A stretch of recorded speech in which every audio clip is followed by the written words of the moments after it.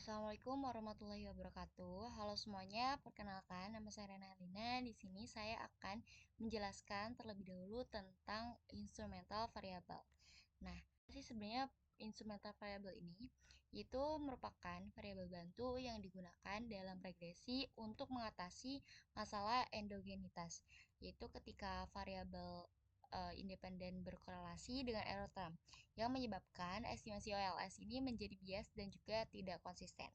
Kenapa kita menggunakan variabel independen yaitu instrumental variable yaitu ketika variabel independennya itu bermasalah secara endogen. Misalnya ada simultanitas, omitted variable bias atau measurement error. Dan juga ada estimasi OLS jadi tidak valid gitu. Dan kapan kita menggunakannya yaitu ketika terdapat indikasi endogenitas atau variabel X independen itu tidak eksogen penuh yaitu berkorelasi dengan error atau ketika ingin mengestimasi hubungan kausal bukan sekadar korelasinya saja. Nah, di mana kita bisa menggunakannya yaitu di beberapa seperti misal ekonomi tingkat terapan, kesehatan masyarakat. Misalnya kita ingin mengetahui efek asuransi terhadap kesehatan. Dan juga di bidang pendidikan, misalnya kita ingin mengetahui efek tahun sekolah terhadap penghasilan. Nah, siapa yang bisa menggunakannya? Yaitu ada beberapa bidang yang bisa menggunakannya yaitu peneliti akademik, ekonom, analis kebijakan, atau data scientist. Nah, bagaimana caranya? Yaitu kita mencari instrumen Z yang memenuhi dua syarat utama, yaitu tentang relevansi dan juga eksogenitas. Di relevansi sendiri, Z itu harus berkorelasi dengan X atau variabel yang diduga endogen. Dan untuk eksogenitas yaitu Z itu tidak boleh berkorelasi dengan error term, hanya memengaruhi Y melalui X. Nah, selanjutnya untuk lebih jelas lagi, kita akan langsung melakukan uji coba untuk melihat apakah instrumental variabel ini berpengaruh atau tidak. Oke, kita langsung aja akan membuka RStudio. Nah, di sini kita sudah membuka RStudio ya, yang akan kita gunakan untuk melakukan uji coba. Nah, di sini teman-teman, syarat yang harus dilakukan pertama-tama yaitu harus menginstal package yang akan kita gunakan nantinya. Di sini kita menggunakan 3 package yaitu AR, System Fit dan juga Average. Nah, di sini teman-teman bisa langsung blok aja. Tapi sebelum itu, di sini saya sudah menyiapkan script yang akan kita pakai untuk melakukan uji cobanya ya. Karena ini untuk menghemat waktu ya, teman-teman. Nah, di sini scriptnya ya. Di sini kita bakal blok terus udah terus kita run. Nah, di sini sebenarnya teman-teman juga bisa secara manual ya. Di sini teman-teman bisa langsung cari di sini kalau misal memang sudah diinstal package-nya. Tapi kalau misal belum diinstal, teman-teman bisa langsung klik install terus cari package yang memang diperlukan gitu. Terus langsung install. Nah, di sini saya sudah menginstal semua package dan juga mencek-listnya ya teman-teman. Sekarang kita akan menambahkan data yang akan kita pakai. Di sini saya memakai data kesehatan ya teman-teman. Nah, kita import dulu datasetnya yaitu terus kita klik from Excel. Terus kita cari datanya di sini saya di bagian download. Nah, terus kita open. Nah, di sini kita tunggu dulu ya sampai datanya benar-benar masuk gitu. Nah, terus kita lihat apakah data yang kita punya itu ada bagian karakternya di sini di bagian ininya. Nah, kalau misalnya ada namanya karakter, berarti teman-teman harus ubah ke numerik gitu. Nah, semuanya sudah double ya, teman-teman. Jadi aman. Di sini kita ganti dulu namanya ya, jadi data. Terus kita impor, di sini datanya sudah muncul ya. Berarti kita bakal lanjut untuk melakukan uji cobanya. Terus selanjutnya kita ke bagian sebenarnya teman-teman juga bisa sih ini di sini untuk supaya lebih cepat gitu. Tapi saya menggunakan cara yang tadi ya untuk memasukkan datanya. Nah, kita klik aja di detect data supaya kedetek gitu data yang kita sudah input. Jadi variabelnya nanti langsung bisa nyambung gitu ke sini. Terus kita run. Terus selanjutnya kita akan mendefinisikan dulu terlebih variabelnya gitu. Di sini kan variabel yang kita punya itu ada Y1, Y2, X1, X2. Di sini karena kenapa harus didefinisikan supaya instrumen yang kita sudah tulis di sini ini tuh terbaca gitu nantinya. Oke, di sini ada Y1, Y2, X1, X2, X2 LT gitu. Terus langsung aja ya teman-teman kita run gitu. Nah, tapi sebelum itu di sini untuk Y1 sendiri itu adalah dependen utama, untuk Y2 itu endogen, untuk X1 eksogen, terus X2-nya itu instrumen dan juga untuk X2 LT-nya itu instrumen tambahan gitu. Kita run. Nah, selanjutnya kita langsung aja untuk blok yang summary ini Y1, Y2, X1, X2 itu untuk melihat ringkasan data gitu, median, min, max gitu. Bagian ini penting untuk memahami distribusi awal. Nah, langsung kita run aja.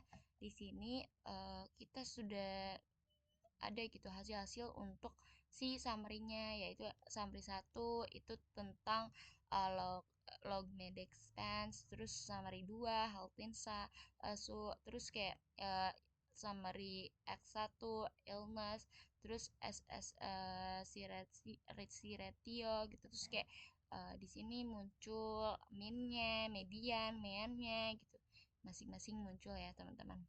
Terus kita selanjutnya akan melihat untuk regresi OLS-nya. Di sini tujuannya yaitu untuk melihat pengaruh Helpinsu terhadap log med expense tanpa kontrol endogenitas. Nah, hasilnya itu bisa bias ya teman-teman jika Y2-nya itu endogen. Langsung kita blok aja, terus kita run. Terus kita lihat ya di sini kalau misal di Y2-nya itu hasilnya 0,074960, berarti dia itu signifikan karena di sini dia itu kurang dari 0,00396 gitu. Di sini ya, teman-teman. Oke. Nah, artinya secara WLS itu orang yang punya asuransi itu malah pengeluarannya lebih tinggi. Tapi ini berpotensi bias karena health insurance-nya itu endogen. Nah, untuk variable illness-nya itu positif ya dan signifikan. Menunjukkan makin sering sakit itu makin besar pengeluarannya. Gitu. Selanjutnya kita akan melihat estimasi to SLS. Nah, di sini kita blok dulu. Nah, tujuannya ini kita ingin mengestimasi regresi dengan memperlakukan Helpinsus sebagai variabel endogen dan menggunakan SSI ratio sebagai instrumen. Terus kita run. Terus kita lihat di bagian ini ya. Nah, Y2 yaitu hasilnya 0,852201. Sangat signifikan ya teman-teman karena P-nya itu kurang dari 0,001 dan ini berlawanan arah dengan OLS gitu, menunjukkan bahwa OLS overestimate pengaruh asuransi. Nah, setelah kontrol endogenitas via SS ratio ini kita menemukan bahwa ternyata asuransi justru mengurangi pengeluaran medis. Nah, seperti itu ya teman-teman. Selanjutnya, nah ini juga nggak kalah pentingnya ya teman-teman. Setelah kontrol dengan if yang tadi itu terlihat bahwa orang yang punya asuransi itu bisa lebih efisien dalam penggunaan layanan kesehatan, mungkin karena memang kontrol biaya atau layanan preventif lainnya gitu. Nah, selanjutnya kita akan melihat estimasi to SLS-nya di sini lagi ya teman-teman secara manual gitu. Di sini kita langsung aja blok semuanya. Oke. Oke, di sini kita bakal melihat ya teman-teman kalau misal ada sebenarnya ada step satu dan step 2. Kalau misal step satu itu yaitu prediksi Heltinsu dari instrumen. Kalau misal step 2-nya itu regresi Y1 terhadap hasil prediksi atau Y to that. Nah, hasil dari identik dengan instrumental variable regression dari if reg ini membuktikan bahwa langkah 2SLS manual bekerja dengan benar. Karena di sini hasilnya terlihat ya teman-teman, di yaitu date-nya itu minus 0,85221 gitu. Dan itu signifikan ya teman-teman. Selanjutnya kita akan melihat estimation dari 2SLS lagi, tapi di bagian over identified case-nya ya. Kita blok dulu. Nah, tujuannya itu untuk menambahkan instrumen ekstra gitu dari yaitu frame allocation untuk uji validitas instrumen atau sargan test. Kita langsung run.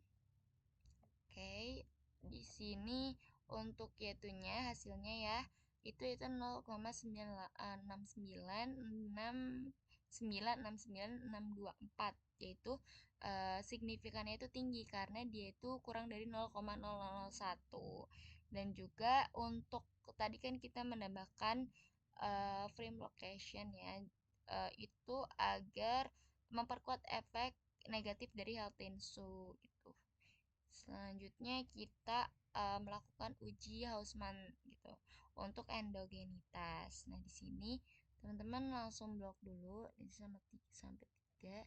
Terus kita run, terus kita ini. Nah, di sini hasilnya ya, teman-teman di sini ada 1,493317. Nah, di sini itu dia sangat signifikan dan memang kesimpulannya itu berarti terdapat endogenitas pada variabel Heltinsu. Artinya OLS itu tidak valid ya teman-teman, dan juga instrumental variabel atau 2SLS ini berarti diperlukan gitu karena terdapat endogenitas. Terus kita selanjutnya bakal estimasi sistem persamaan yaitu di antara 2SLS dan juga 3SLS. Nah, teman-teman kita langsung blok aja ya. Ini terus sebenarnya ini tuh tujuannya untuk menyiapkan dua persamaan simultan, yaitu EQ1 yaitu pengaruh asuransi kepengeluaran dan juga EQ2 yaitu faktor yang mempengaruhi kepemilikan asuransi. Kita lihat di 2SLS estimasinya, blok aja ya teman-teman. Terus kita run. Terus 3SLS-nya juga jangan lupa. Nah, ini oke, di sini kan untuk mengestimasi dua persamaan secara simultan ya. Kalau misal untuk 3SLS ini lebih efisien karena memperhitungkan korelasi error antar persamaan. Nah, untuk 2SLS-nya sendiri, untuk itu kita lihat ya di 2SLS di sini ada minus 1 599035582. Itu signifikan ya teman-teman. Dan karena dia kurang dari 0,00 ini 0036 itu ya di sini ya. Oke, terus kita lihat juga di sini di bagian ini, di bagian ini minus 1 59903. Oke, bentar. Nah, yang ini kalau yang ini kan maaf, yang tadi tuh yang 2SLS-nya itu di minus 1,677,725, itu signifikan ya karena dia kurang dari 0,0023 gitu. Jadi efek negatif itu lebih besar dibanding 2SLS biasa gitu. Artinya saat memperhitungkan simultanitas antar persamaan, efek asuransi makin kuat mengurangi pengeluaran. Terus juga untuk yang tadi juga 3SLS-nya itu signifikan ya teman-teman. Yang tadi saya bilang kalau misal dia kurang dari 0,0036 gitu. Jadi Memang kelebihan 3SLS-nya itu lebih efisien karena mempertimbangkan korelasi antar residua. Nah, oke, mungkin untuk kesimpulannya teman-teman, dari hasil analisis kita ini, kita menemukan bahwa variabel Heltinsu itu memang endogen gitu. Jadi OLS itu memberikan hasil yang bias, sedangkan 3SLS dan 2SLS ini menunjukkan bahwa memiliki asuransi justru menurunkan pengeluaran medis gitu. Dan uji Hausman tadi juga dan validitas instrumennya itu mengkonfirmasi kekuatan pendekatan instrumental variabel. Ini menunjukkan bahwa memang penting memilih metode estimasi yang sesuai dalam penelitian ekonomi. Nah, itu mungkin itu saja yang bisa saya sampaikan. Semoga bermanfaat untuk tutorial kali ini. Wassalamualaikum warahmatullahi wabarakatuh.